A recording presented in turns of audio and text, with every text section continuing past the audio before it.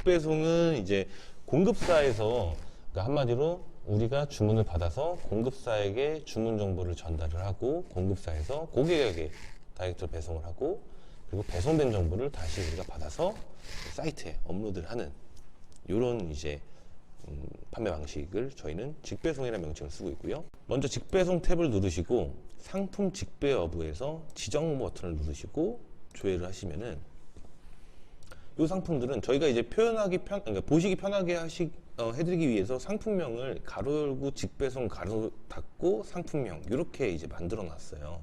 이 상품들이 전부 다 직배송이 타야 될 상품들이거든요.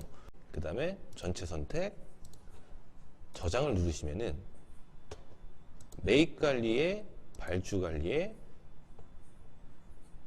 직배송 발주 현황이라는 곳에 데이터가 이렇게 다 들어오게 됩니다. 보시면 상품이 다 직배송이라는 텍스트가 들어간 상품들이죠. 자, 이 상태에서 공급업체별로 달라고 하는 형식이 다를 수 있어요. 지금 보면은 저희가 정렬을 한번 해보면은 라이프 의류라는 회사, 블라블라라는 회사, 이 두 군데 공급사에게 전달을 해야 되는데 실제로 주문은 뭐 이렇게 섞여 있게 되겠죠. 이 부분을 그래서 설명을 또 추가적으로 드려보도록 하겠습니다. 오른쪽 상단에 있는 엑셀 세팅 여기에서 템플릿을 만들어서 공급업체별로 달라고 하는 양식대로 만들어 드릴 수가 있어요. 그래서 등록 버튼을 누르고 템플릿명을 만들어 주시면 됩니다. 블라 전용. 그리고 여기에는 거래처명을 블라블라를 넣어 주시면 됩니다. 템플릿이 예를 들어서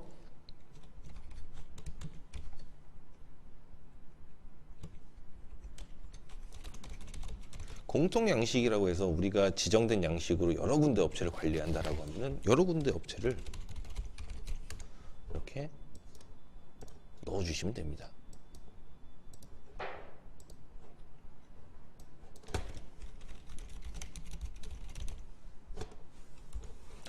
그리고 양식 세팅 방법은 요거를 이렇게 드래그해서 움직여 주시면 되세요. 규격이 B열에 있어야 되면은 드래그해서 B열에다 갖다 놓으시면은 규격이 B열로 들어가고, 매출일이 A열로 들어가고 싶으시면은 매출일을 드래그해서 A열에다 갖다 놓으시면은 매출일이 A열로 들어가게 됩니다.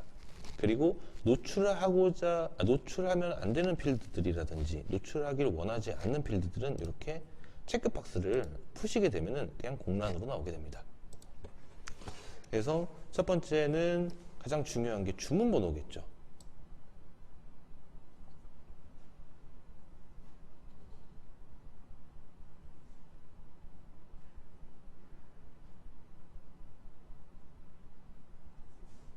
네, 주문 번호. 그래서 주문 번호를 A열에다 넣고, 두 번째는 상품명.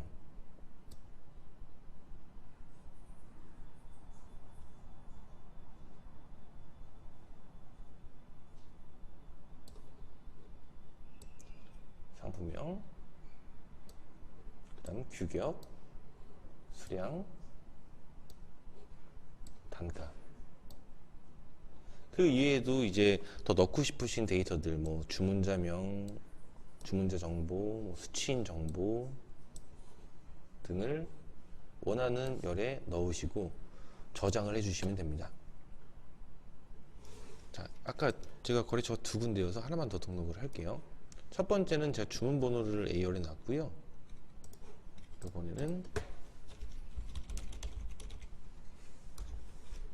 상품명을 A열에다 놓고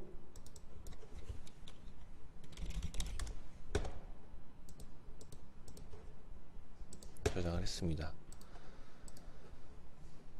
엑셀 출력 버튼을 그냥 누르겠습니다.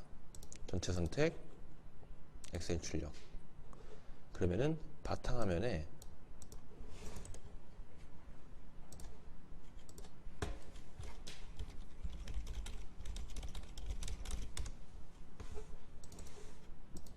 저장을 하게 되면은 해당 파일은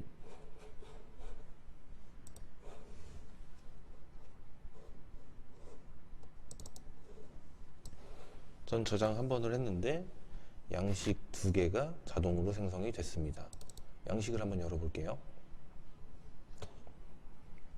네, 제가 라이프류는 A열에 상품명을 먼저 배치를 했었고요. 제대로 들어왔고요. 그리고 블라블라는 주문번호를 A열에 배치를 했었습니다. 그래서 거래처가 지정되어 있는 상품들의 경우에는 이렇게 자동으로 분개해서 엑셀이 공급해야 되는 거래처 수만큼 생성이 되게 됩니다.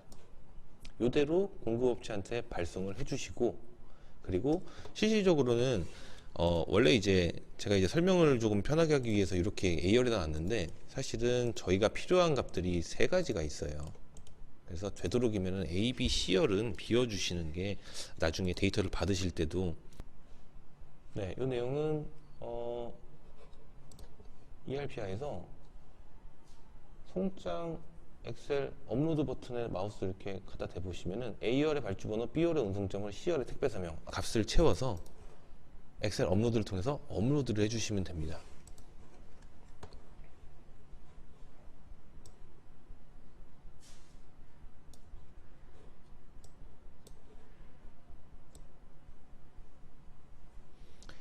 그리고 지금 여기에 노출되어 있는 것들은 저희가 이제 필요로 하는 그런 이제 저희가 이제 데이터베이스에 갖고 있는 이제 필드들을 노출을 한 건데, 실제로 여기 있는 데이터 중에 뭐 더 추가를 해야 되거나 하는 부분들이 있다라면은 저희 이제 고객센터 쪽에 문의해 주시면은 검토를 해서 기능을 더 추가를 할 수도 있습니다.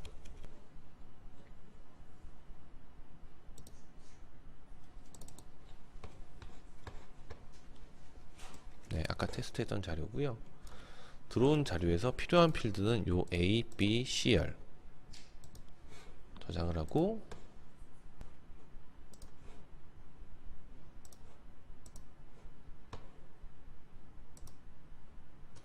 네, 택배라는 타이틀이 빠져야 되네요. 네, 한진이라고 넣고 저장을 누르시면은 데이터는 저장이 되게 되고요.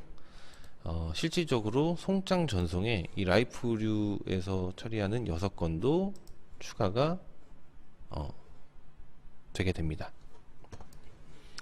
이렇게 해서 끝이 난 게 아니고, 실제로 매입 관리의 매입 등록에서 해당 건을 우리가 이제 매입을 잡아줘야 돼요.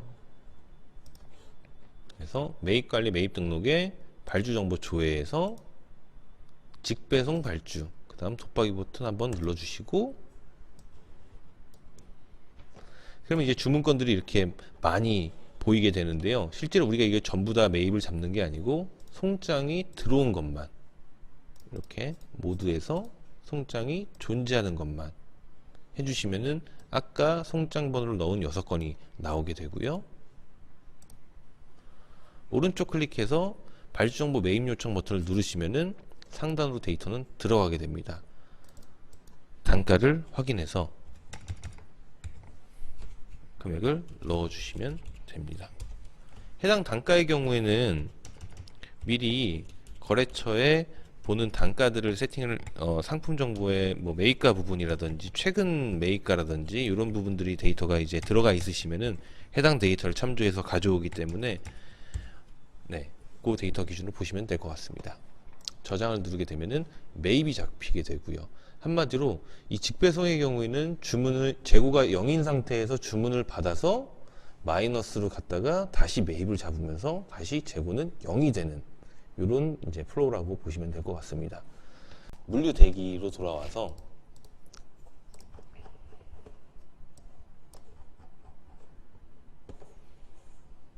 물류 대기로 돌아와서 남은 이제 우리가 이제 배송해야 되는 상품들에 대해서 조회를 하면은 실제로 가용 수량, 그리고 이 주문을 처리하기 위해서 오늘 주문 수집한 이 주문을 처리하기 위한 필요 수량, 그리고 부족한 수량을 보여주게 되고요.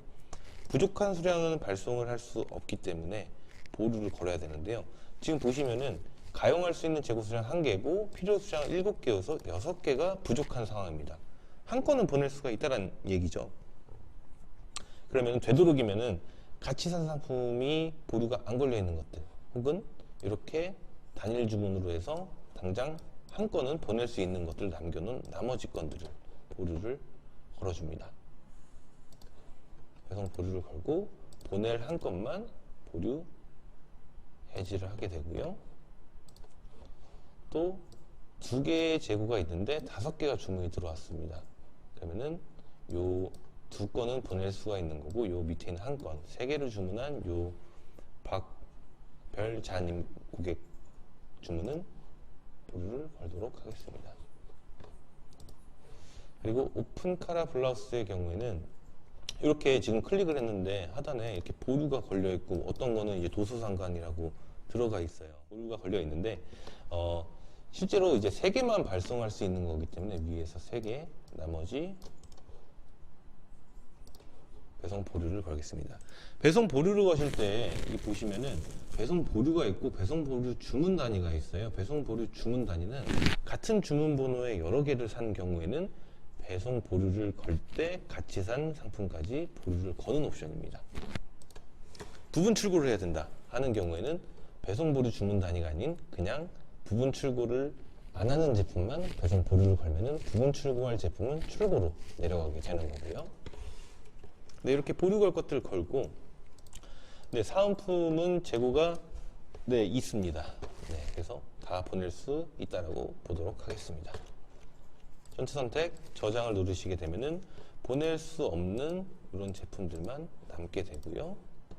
네, 요거는 재고가 많은데 왜 부족한 수량도 없는데 왜 못 보내는가 봤더니 같이 산 상품들이 보류라서 보류가 같이 걸려 있는 상황입니다.